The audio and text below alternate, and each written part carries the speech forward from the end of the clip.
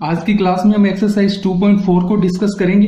तो 2.4 का पहला प्रश्न उठाते हैं। पहले प्रश्न में क्या बोल रहे हैं कि लंबी विभाजन प्रक्रिया का उपयोग न करते हुए बताना है कि परिमेय संख्याओं के दशमलव प्रसार जो है वो शांत है अथवा अशांत है। तो सबसे पहले हमारा दिया गया है फर्स्ट क्वेश्चन में पहला पार्ट दिया गया 15/1600। अब 15/1600 को मुझे बताना है शांत दशमलव प्रसार होगा या अशांत दशमलव प्रसार होगा। तो हमने देखा है, अच्छे से समझ के आए हैं एग्जांपल्स में। हमें क्या देखना है, जो हर भाग है उस हर भाग के अभाज्य गुणनखंड करने हैं। इसके अगर अभाज्य गुणनखंड करूं तो ये क्या आएंगे, 2 गुणा 2 गुणा 2 गुणा 2 गुणा 2 गुणा 5 गुणा 5। कहने का मतलब कि 2 की घात 6 गुणा 5 की घात 2। और जब हर को हम 2 की घात m गुणा 5 की घात n के रूप में व्यक्त कर देते हैं तो वो दशमलव प्रसार जो होता है वो कौन सा होता है, शांत दशमलव प्रसार। तो हमें सिर्फ 2 गुणा 5 की फॉर्म बनानी है और पता लगाना है कि शांत दशमलव प्रसार होगा या अशांत दशमलव प्रसार होगा। सेकंड क्वेश्चन में हमसे पूछा गया है 13/3125। अब 13/3125 p/q की फॉर्म है। अब हमें क्या देखना है, q के अभाज्य गुणनखंड। कहने का मतलब कि 3125 के अभाज्य गुणनखंड अगर मैं देखूं तो ये क्या आएंगे, 5 गुणा 5 गुणा 5 गुणा 5 गुणा 5। अभाज्य गुणनखंड करना हमने पिछली क्लासेस में सीखा है। तो यहां से क्या आ जाएगा, ये 3125 के अभाज्य गुणनखंड आएंगे 5 की घात 5। अब 5 की घात 5 की फॉर्म में आ रहा है। हमें क्या देखना है कि 2 की घात m गुणा 5 की घात n के रूप का बन रहा है या नहीं बन रहा। तो 5 की घात 5 के रूप में तो आ गया, बस यहाँ पे 2 की घात m का फॉर्म चाहिए। तो मैं यहाँ पे क्या कर सकता हूं, 2 की घात 0, क्योंकि 2 की पावर 0 क्या होगा, 1 होगा। और 1 को किसी से गुणा करें तो कोई फर्क नहीं पड़ेगा। तो ये कौन सी फॉर्म बन गई, 2 की घात m गुणा 5 की घात n। तो 2m इंटू 5n जब फॉर्म बन रही होती है हर की, तो वो कौन सा दशमलव प्रसार होता है, शांत दशमलव प्रसार। नेक्स्ट थर्ड नंबर क्वेश्चन हमें दे रखा है 23/2 की घात 3 गुणा 5 की घात 2। अब इस क्वेश्चन में हमें कुछ नहीं करना, परिमेय दे रखी है p/q की फॉर्म में है, q नॉट इक्वल्स टू 0 है। अब देखना है कि q जो है वो 2 की घात m गुणा 5 की घात n के रूप में है या नहीं। इसने स्पष्ट इसी फॉर्म में दे रखा है, m यहाँ पे दे रखा है 3 और n दे रखा है 2। ये दोनों क्या है, नॉन नेगेटिव इंटीजर्स हैं, मतलब कि ऋणेतर पूर्णांक। अब ऋणेतर पूर्णांक है और यही हमारी कंडीशन होती है कि जब हर जो होता है 2 की घात m गुणा 5 की घात n के रूप में हो तो दशमलव प्रसार कैसा होता है, शांत प्रकार का होता है। नेक्स्ट हमें दे रखा है 17/6। कौन सी form, p/q, q not equals to 0। अब हमें देखना है हर के अभाज्य गुणनखंड। तो 6 के अभाज्य गुणनखंड 2 गुणा 3। अब क्या देखेंगे कि 2 गुणा 5 मतलब 2 की पावर m 5 की n के रूप में है या नहीं। तो अगर मैं 6 को यूं लिखूं, 2 की घात 1 गुणा 3 की घात 1 गुणा 5 की घात 0। तो आप कहोगे सर 2 गुणा 1 5 की 0 3 की 1।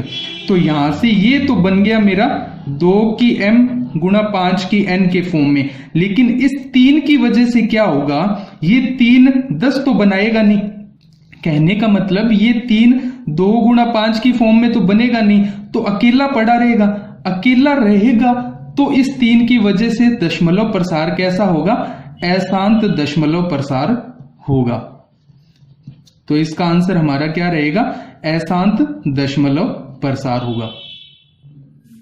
नेक्स्ट फिफ्थ नंबर क्वेश्चन में हमें क्या दिया है, 129/2 की पावर 2 गुणा 5 की पावर 7 गुणा 7 की पावर 5। तो अब मैं यहाँ पे क्या देखूंगा, यहाँ पे 2 की पावर 2 गुणा 5 की 7 मतलब 2 की m 5 की पावर n के रूप का बन रहा है। तो यहां से अगर देखा जाए तो शांत दशमलव, लेकिन इस 7 की पावर 5 से हम 10 नहीं बना सकते, मतलब 2 गुणा 5 यहां से बनेगा नहीं। तो इस 7 की वजह से पिछली क्लास में हमने देखा था n/7 आते ही क्या होता है, अशांत होता है, क्योंकि ये पैर नहीं बनाता। तो इस 7 की वजह से ये जो दिया गया सवाल क्या हो जाएगा हमारा, अशांत दशमलव प्रसार। नेक्स्ट क्वेश्चन हमें दे रखा है 35/50। अब 35/50 में मैं देखूं कौन सी form, P/Q form, Q not equals to 0। और यहां पे एक कंडीशन क्या रहती है, P और Q क्या है, सह अभाज्य पूर्णांक। अब अगर मैं पूछूं आपसे कि 35 और 50 आपस में सह अभाज्य पूर्णांक है क्या, तो ये सर सह अभाज्य पूर्णांक नहीं है। मतलब कि 35 और 50 अभी तक आपस में और कट रहे हैं। कहने का मतलब कि इनके गुणनखंड इनमें और इनके अलावा और एक के अलावा कुछ और हैं। इसीलिए मैं इनको क्या करता हूं, पहले सह अभाज्य पूर्णांक में परिवर्तित करता हूं। तो सह अभाज्य पूर्णांक में परिवर्तित करूंगा तो 5 से इसको काटा 7 पे और 5 से इसको कैंसिल आउट किया तो 10 पे। तो ये आपस में क्या हो रही है, दोनों सह अभाज्य पूर्णांक है। अब 7/10 को मैं देखूंगा कि ये शांत दशमलव प्रसार है या नहीं है। अब 7/10, 10 को मैं किस फॉर्म में लिखूं, 2 गुणा 5। अब 2 गुणा 5 की फॉर्म आते मेरे को क्या पता चल जाएगा कि शांत दशमलव प्रसार है। तो इसका आंसर क्या हो जाएगा, शांत दशमलव प्रसार। क्वेश्चन नंबर 7 की बात करें तो 7/80 P/Q का रूप है, Q नॉट इक्वल्स टू 0। अब हमें हर के गुणनखंड देखने हैं। 80 के अगर गुणनखंड करूं तो ये आता है 2 गुणा 2 की पावर 4 गुणा 5, मतलब 2 की पावर 4 16 गुणा 5 80 हो जाएगा। तो ये बनता है इसका अभाज्य गुणनखंड। अब अभाज्य गुणनखंड में 2 की घात m 5 की घात n का रूप बनते ही पता चल गया कौन सा है, शांत दशमलव प्रसार।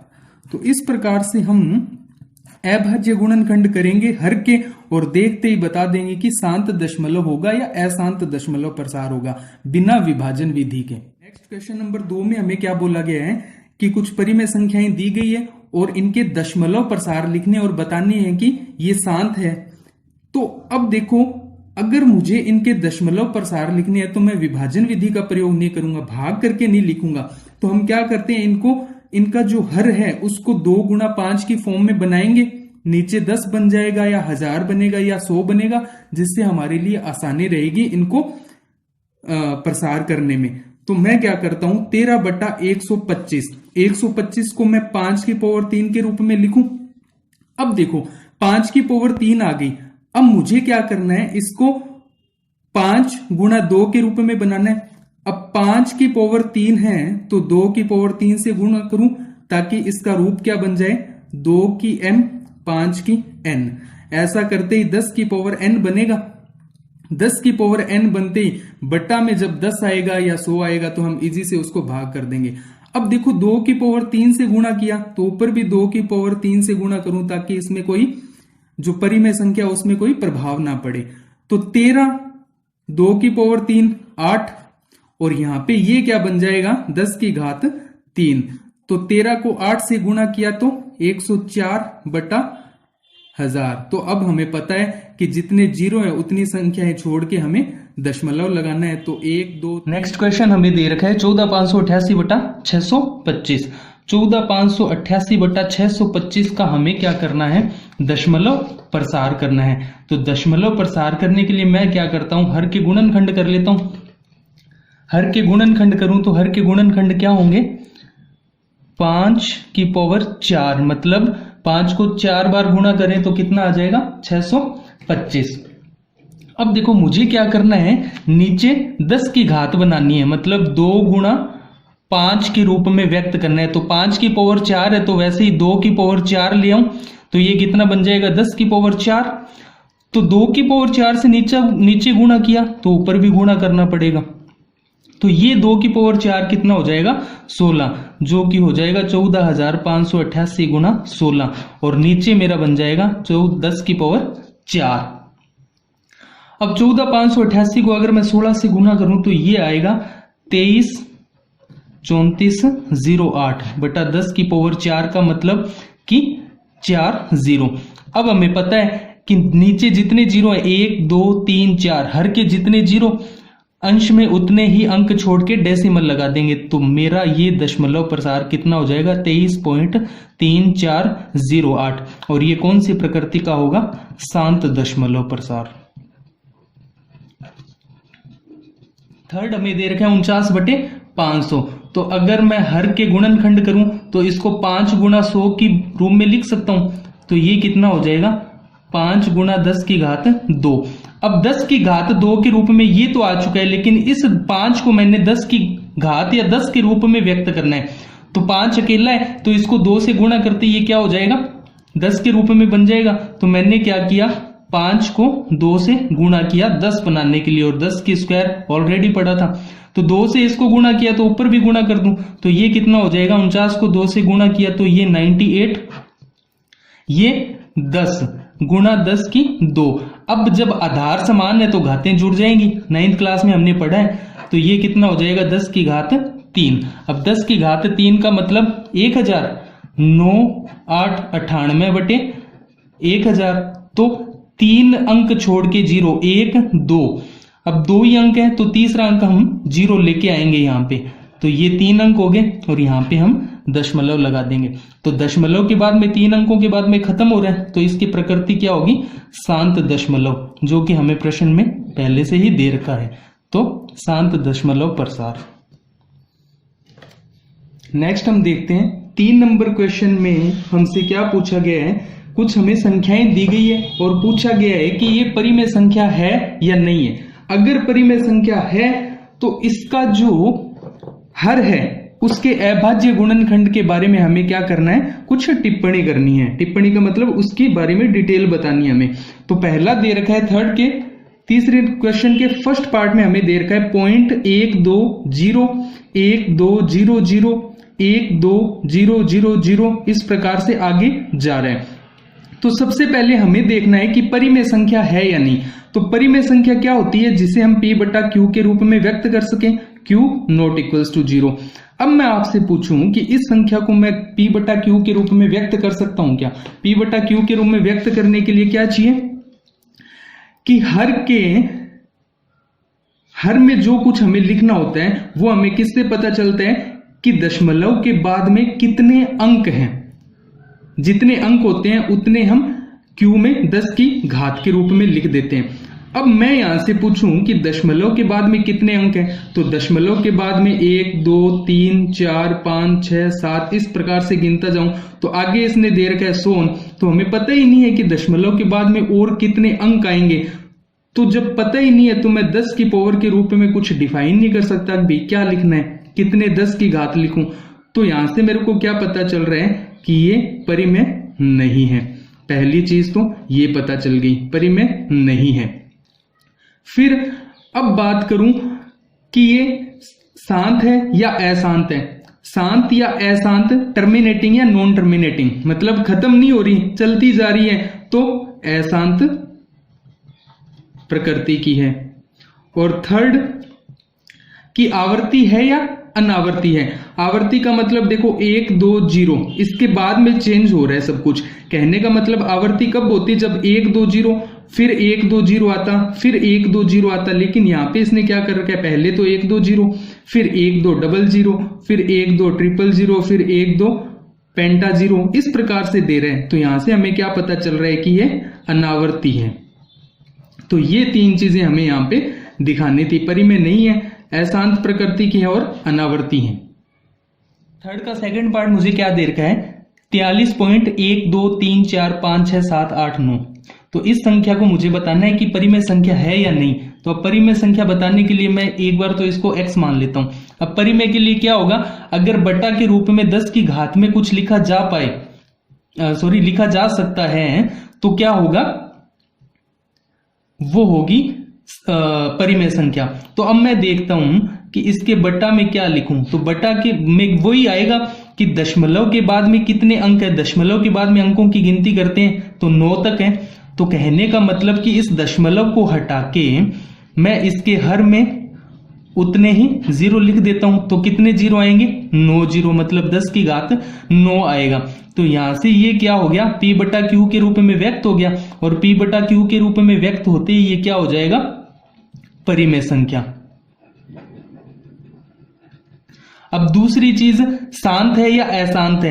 अब देखो 10 है तो 10 का मतलब क्या है, 2 गुणा 5 और ये पावर 9, तो 2 गुणा 5 के रूप में जब हर के गुणनखंड होते हैं तो वो दशमलव प्रसार कैसा होता है, शांत दशमलव प्रसार। अभी हम पीछे पढ़ के आए हैं, तो ये हो गया शांत दशमलव प्रसार। और थर्ड चीज टर्मिनेटिंग या नॉन टर्मिनेटिंग, तो दशमलव के बाद में खत्म हो रहे हैं तो क्या हो जाएगा, टर्मिनेटिंग।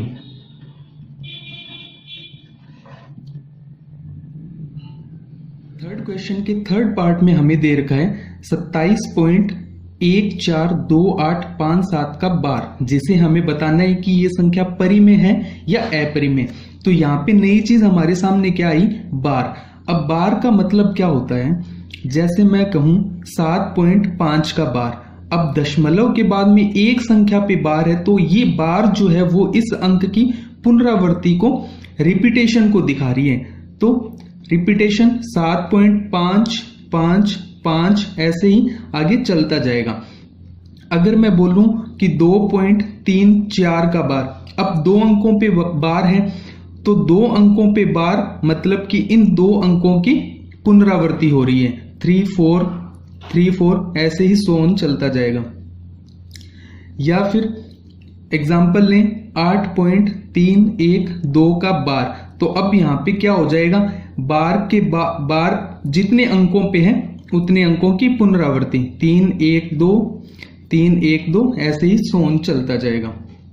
तो यहाँ पे देखते हैं, ऐसे क्वेश्चन को सोल्व करने के लिए मैं दिए गए नंबर को x के बराबर मान लेता हूं। तो x बराबर क्या आ जाएगा, 27 पॉइंट कितने अंकों पे बार है, 1 2 3 4 5 6।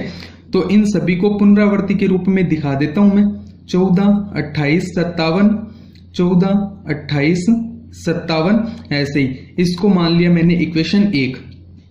अब जितने अंकों की पुनरावृत्ति हो रही है उतने ही 10 की पावर से हम गुणा कर देते हैं। जैसे यहाँ पे 1 अंक की पुनरावृत्ति हुई तो 10 से गुणा कर दिया, 2 अंक की पुनरावृत्ति तो 100 से गुणा कर दिया, यहाँ पे 3 अंकों की पुनरावृत्ति 1000 से गुणा कर दिया। तो यहाँ पे 6 अंकों की पुनरावृत्ति है तो 10 की पावर 6 से गुणा कर दूं, मतलब 10 लाख हो जाएगा ये, 10 लाख x। अब इसको 10 की पावर 6 मतलब 10 लाख से गुणा करूंगा तो ये दशमलव है, 6 अंक आगे खिसक जाएगा तो ये कितना हो जाएगा, 27 14 28 57 और दशमलव यहाँ पे आ जाएगा 1 4 2 8 5 7। इसको दे देते हैं इक्वेशन नंबर 2। नेक्स्ट प्रोसीजर क्या रहता है, इक्वेशन 2 में से इक्वेशन 1 को माइनस करना होता है। तो 10 लाख x में से 1 x गया तो ये आ जाएगा 9,99,999 x। और 27 14 28 57.14285 में से ये माइनस करूं तो 27.14285.7, तो यहां से ये कितना आ जाएगा, ये टर्म 0 और ये 0, 5 - 2 3 8 2 4 1 7 2, तो ये आ जाएगा 27 14 830। अब यहां से अगर मैं x की वैल्यू निकालना चाहूं तो ये जो मल्टीप्लाई में है वो इसके भाग में चला जाएगा, तो ये कितना आ जाएगा, 27 14 830 डिवाइड 9,99,999। तो अब हमसे यही पूछा था कि दी गई संख्या जिसको हमने क्या मान लिया x, ये संख्या परिमेय है या नहीं। तो हमें पता है कि हमने इस x को p बटा q के रूप में व्यक्त कर लिया है, यहाँ पे q नॉट इक्वल्स टू 0 है। तो p बटा q के रूप में जब किसी संख्या को हम व्यक्त कर देते हैं तो वो संख्या कौन सी हो जाती है, परिमेय संख्या। तो दी गई संख्या परिमेय संख्या है।